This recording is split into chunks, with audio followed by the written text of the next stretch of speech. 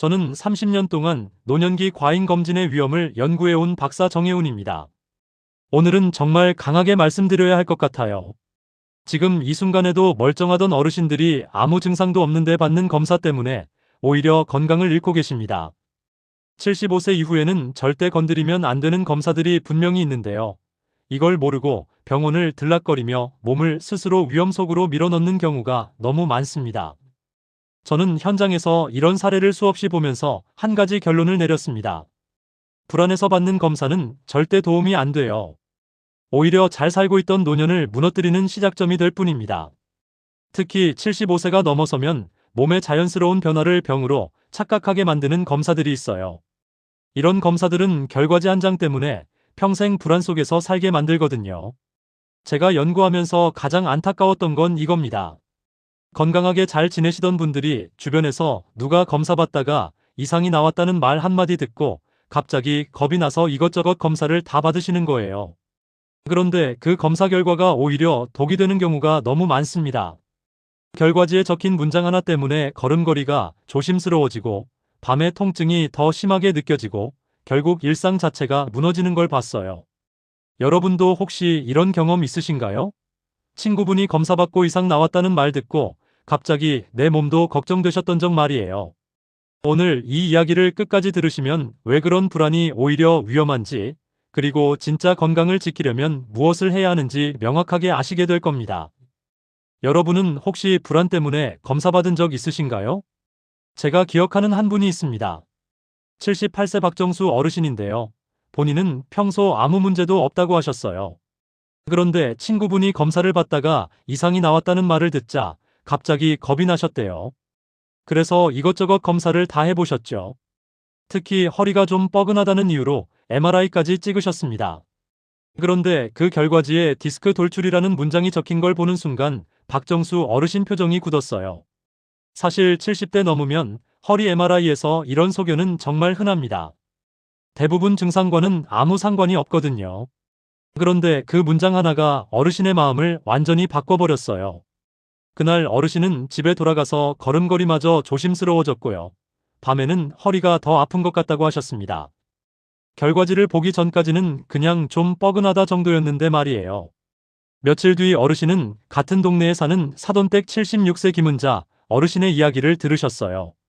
김은자 어르신도 비슷한 통증이 있으셨대요.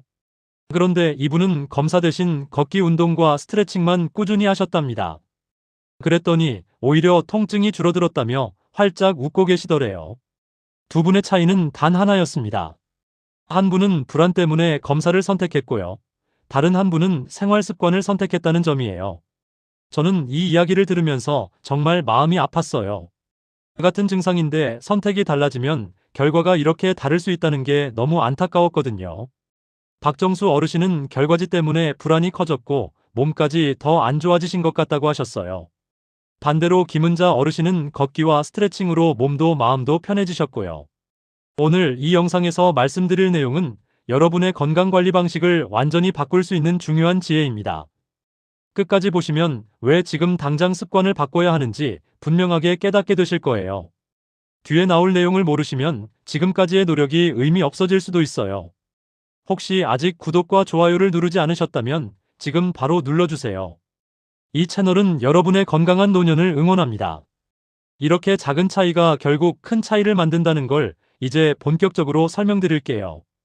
여러분의 식습관을 바꾸는 작은 실천만으로도 충분히 일어날 수 있는 일이죠. 그래서 이제는 우리 일상에서 75세 이후 절대 받으면 안 되는 검사들을 하나씩 짚어보겠습니다. 소변에 세균이 조금 있다고 해서 모두 병은 아니에요. 나이가 들면 순환 세균이 방광을 지키고 있는 경우가 정말 많거든요. 이 부분이 정말 중요한데요. 국내 노년기 노쇠 연구에서 조사해보니까 70세 이상 여성의 절반 가까이가 무증상 세균 보유 상태였다고 해요. 근데 이게 증상이 없으면 전혀 문제가 안 되는 거예요. 제가 만난 78세 박정수님도 이 검사 때문에 항생제를 드시고 오히려 몸이 약해지셨어요. 소변이 좀 탁하다는 이유만으로 검사를 받으셨는데 결과지에 세균이 있다고 나오니까 항생제를 처방받으셨거든요. 그런데 드시고 나서 설사도 하시고 기운도 없어지셨어요. 사실 그 세균은 박정수님 몸을 지키고 있던 순환 세균이었던 거예요. 열이 없고 소변 볼 때 통증이 없다면 이 검사는 피하시는 게 좋아요. 대신 물을 자주 드시고 충분히 쉬시는 게 훨씬 도움이 됩니다. 여기서 주의할 점은 항생제는 정말 필요할 때만 써야 한다는 거예요. 순환 세균을 죽이면 독한 균이 들어올 틈이 생기거든요. 여러분은 혹시 소변이 탁하다는 이유만으로 겁나신 적 있으신가요? 심전도는 증상이 있을 때만 의미가 있습니다. 노년의 심장은 자연스럽게 모양과 전기 신호가 변하거든요.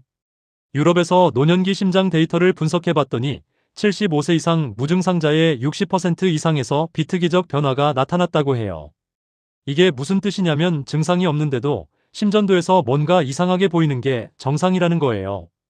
82세 손인호님은 심전도 이상 소견 때문에 추가 검사만 여러 번 받으셨어요. 가슴 통증도 없고 숨도 안 찬데 심전도에 뭔가 나왔다고 해서 심장 초음파도 하고 CT도 찍으셨죠. 근데 결국 특별한 문제는 없다고 나왔어요. 그 시간 동안 손인호님은 얼마나 불안하셨겠어요. 가슴 통증이나 숨찬 증상이 없다면 심전도보다 일상 활동 상태를 먼저 보세요. 계단 오르내릴 때 숨이 차는지, 가슴이 답답한지 이런 걸 먼저 체크하시는 게 훨씬 정확해요. 불필요한 심전도는 불필요한 CT와 시술로 이어질 수 있습니다. 여러분도 이런 추가 검사를 권유받아 본 적 있으신가요? 허리 통증의 대부분은 근육이나 생활 습관 문제예요. 한국에서 허리 통증 역학조사를 해봤는데요. 60대 이상 MRI 촬영자의 80%가 증상과 상관없는 디스크 소견을 보였다고 해요. 이게 무슨 의미냐면 허리가 안 아픈 사람도 MRI 찍으면 디스크가 보인다는 거예요. 그러니까 디스크가 있다고 해서 그게 통증의 원인은 아니라는 뜻이죠. 76세 김은자님은 MRI 없이도 걷기 운동만으로 통증이 줄었어요. 처음에는 허리가 뻐근해서 고민하셨는데 제가 일단 걷기부터 해보시라고 했거든요. 매일 20분씩 걸으시고 집에서 간단한 스트레칭 하셨는데 한 달 후에 통증이 반으로 줄었다고 하시더라고요. 가벼운 통증은 휴식하고 걷기하고 스트레칭하는 게 우선이에요. 다리마비나 대소변 장애가 없다면 MRI는 오히려 부담이 될 수 있습니다. MRI 찍으면 뭔가 나올 거고 그럼 또 불안해지거든요. 여러분은 MRI 결과 보고 더 불안해진 경험 있으신가요? 전립선 수치는 나이에 따라 자연스럽게 올라가요. 미국 노년기 가이드에서 연구한 결과를 보면 75세 이상 PSA 검사는 이득보다 해가 크다는 결론을 냈어요. 왜냐하면 수치가 높게 나오면 조직 검사를 하게 되는데 이게 합병증을 일으킬 수 있거든요. 79세 강일수님은 불필요한 조직 검사 후 배뇨 기능이 크게 떨어졌어요. 수치가 좀 높다고 해서 조직 검사를 받으셨는데 검사 후에 소변 보는 게 너무 불편해지셨대요. 밤에도 자주 깨시고 소변 줄기도 약해지셨고요. 근데 검사 결과는 특별한 문제가 없었어요. 증상이 없다면 수치를 보지 말고 생활 습관을 우선 관리하세요. 소변 보는데 불편함이 없고 밤에 자주 안 깬다면 굳이 수치를 확인할 필요가 없어요. 조직 검사나 수술은 삶의 질을 떨어뜨릴 수 있습니다. 혹시 주변에서 이 검사 때문에 고생한 사례 들으셨나요? 용종이 암이 되는 데는 10년에서 15년이 걸려요. 그러니까 75세 이후에 용종을 발견해도 평생 문제가 안 되는 경우가 대부분이에요. 아시아권에서 노년기 조사를 해봤더니 75세 이후 내시경 합병증 위험이 젊은 층 대비 3배 이상 증가했다고 해요. 장에 구멍이 나거나 출혈이 생기는 경우가 많아지는 거죠. 81세 윤혜수님은 내시경 중 출혈로 입원하셨어요. 별 증상도 없었는데 정기검진이라고 받으셨다가 내시경하는 중에 장벽에서 출혈이 생긴 거예요. 결국 3일 입원하셨고 그 후로는 소화도 잘 안 되고 기운도 없어지셨대요. 이전 검사에서 깨끗했고 현재 증상이 없다면 그만두셔도 돼요. 대변에 피가 나오거나 체중이 급격히 빠질 때만 의심하시면 됩니다. 이런 증상 없이 나이 들었다고 계속 내시경 받는 건 오히려 위험해요. 혹시 주위에서 불안 때문에 내시경을 반복하는 분 없으신가요? 이제 불필요한 검사를 피하는 이유를 이해하셨을 거예요. 검사가 오히려 몸을 망칠 수 있다는 걸 확실히 아셨을 거고요. 그럼 그 시간을 어디에 투자해야 하는지가 중요하겠죠. 다음 장에서는 검사 대신 무엇을 해야 진짜 건강을 지킬 수 있는지 알려드리겠습니다. 대상포진과 폐렴은 노년기에 가장 위험한 감염이에요. 한 번 걸리면 회복이 정말 어렵거든요. 그런데 많은 분들이 예전에 백신을 맞았다고 안심하시는데 사실 예전 백신은 효과가 떨어질 수 있어요. 최신 백신은 예방 효과가 훨씬 강하고 오래 가거든요. 제가 아는 77세 김순덕님은 대상포진 최신 백신을 맞으시고 나서 정말 안심하고 지내세요. 주변에서 대상포진 걸린 분들 보면서 너무 걱정하셨는데 백신 맞고 나니까 그 걱정이 사라졌다고 하시더라고요. 대상포진 최신 백신과 폐렴 백신을 일정에 맞춰 접종하세요. 이건 검사가 아니라 진짜 예방이거든요. 여러분은 예방 백신을 언제 마지막으로 맞으셨나요? 근육이 줄면 균형이 무너지고 피로가 쉽게 와요. 나이 들면 식사량이 줄어드는데 이때 단백질까지 부족하면 근육이 빠르게 빠지거든요. 식사량보다 단백질 비율이 정말 중요해요. 밥을 조금 먹더라도 단백질은 꼭 챙기셔야 해요. 72세 이영호님은 매 끼니 손바닥 크기 단백질을 챙기기 시작하셨어요. 계란, 생선, 두부, 닭고기 이런 걸 골고루 드시는데 한 달 만에 다리에 힘이 붙었다고 하시더라고요. 계단 오르내리는 게 훨씬 수월해지셨대요. 매 끼니 손바닥 크기 단백질을 챙기세요. 아침에 계란 2개, 점심에 생선 한 토막, 저녁에 두부 반 모 이런 식으로 하시면 돼요. 오늘 식사에 단백질 충분히 드셨나요? 걷기는 노년기 사망률을 크게 낮추는 활동이에요. 연구 결과를 보면 매일 20분 걷는 사람이 안 걷는 사람보다 사망 위험이 30% 낮다고 해요. 속도보다 꾸준함이 더 중요합니다. 빨리 걸으려고 무리하지 마시고 자기 페이스대로 걸으시면 돼요. 74세 정미자님은 말을 나눌 정도의 속도로 20분 걷는 걸 목표로 삼으셨어요. 처음에는 10분도 힘들다고 하셨는데 조금씩 늘려가시더니 이제는 30분도 거뜬하시대요. 무릎도 덜 아프고 숨도 덜 차고 기분도 좋아지셨다고 해요. 말을 나눌 정도의 속도로 20분 걷는 것을 목표로 하세요. 옆 사람이랑 이야기할 수 있을 정도면 딱 좋은 속도예요. 여러분은 오늘 몇 분 걸으셨나요? 복부 대동맥류는 생명을 위협하는 질환인데 증상이 없어서 모르고 지나가는 경우가 많아요. 터지기 전까지는 아무 증상이 없거든요. 그런데 이 검사는 생명을 지키는 핵심 검사예요. 다른 초음파와 달리 평생 한 번이면 충분합니다. 한 번 확인해서 정상이면 다시 할 필요가 없어요. 65세에서 75세 남성이고 흡연 경험이 있다면 꼭 받으세요. 80세 최동수님은 이 검사로 대동맥류를 조기에 발견하셨어요. 아무 증상 없었는데 검사에서 발견돼서 미리 조치를 취하셨거든요. 만약 터졌다면 생명이 위험했을 거예요. 혹시 이 검사를 들어보신 적 있으신가요? 질문 3가지를 사용하면 불필요한 검사를 걸러낼 수 있어요. 의사 권위보다 본인의 삶의 질이 더 중요합니다. 의사가 권하는 검사라고 해서 다 받을 필요는 없어요. 내 몸은 내가 결정하는 거거든요. 83세 황인숙님은 이 질문들을 쓰기 시작하면서 불필요한 검사를 많이 줄이셨어요. 내 수명 연장에 도움이 되는지, 효과가 나타나는 기간이 얼마나 되는지, 나중에 해도 되는지 꼭 물어보세요. 이 3가지만 물어봐도 절반 이상의 불필요한 검사를 피할 수 있어요. 여러분은 평소에 질문하기 부담스럽지 않으신가요? 이제 남은 건 오늘 내용들을 어떻게 실천할지 정리하는 일이에요. 제가 30년 동안 연구하면서 확인한 내용들을 한 번에 이해되도록 모두 요약해 드릴게요. 다음 장에서 오늘 이야기의 핵심을 명확하게 정리하겠습니다. 오늘 제가 드린 이야기의 핵심은 단순합니다. 우리는 나이가 들면 자연스러운 변화를 병이라고 착각하며 검사를 통해 안심을 얻으려 해요. 하지만 잘못된 상식은 몸을 해칠 수 있습니다. 반대로 올바르게 관리하면 노년은 훨씬 편안하고 자유롭게 바뀌어요.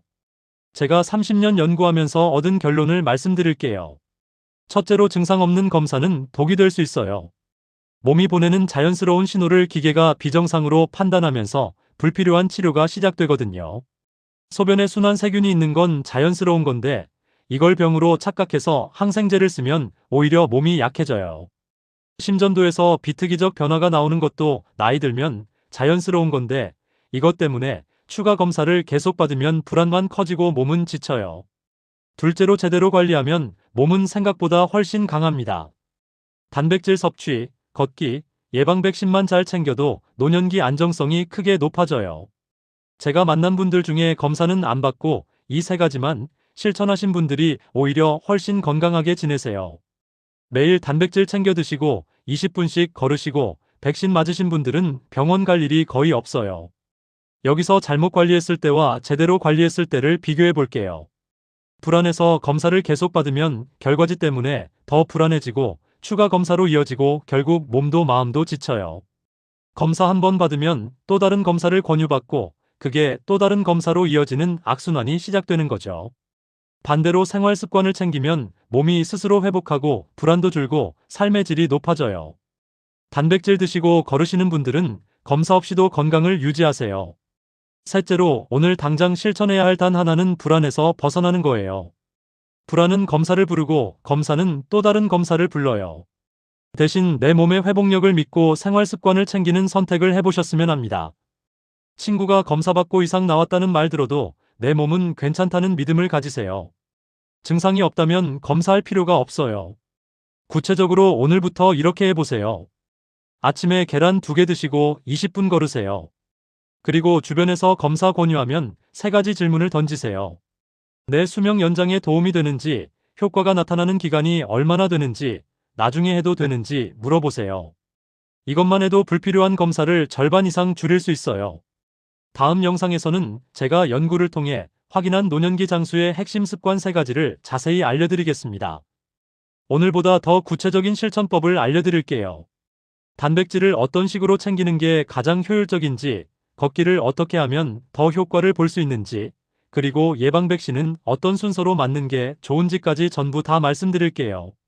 오늘 내용이 도움이 되셨다면 마지막으로 여러분 생각은 어떠신가요? 혹시 주변의 불안 때문에 검사를 계속 받으시는 분이 계신가요? 댓글로 여러분의 경험을 나눠주시면 제가 하나하나 다 읽어보겠습니다.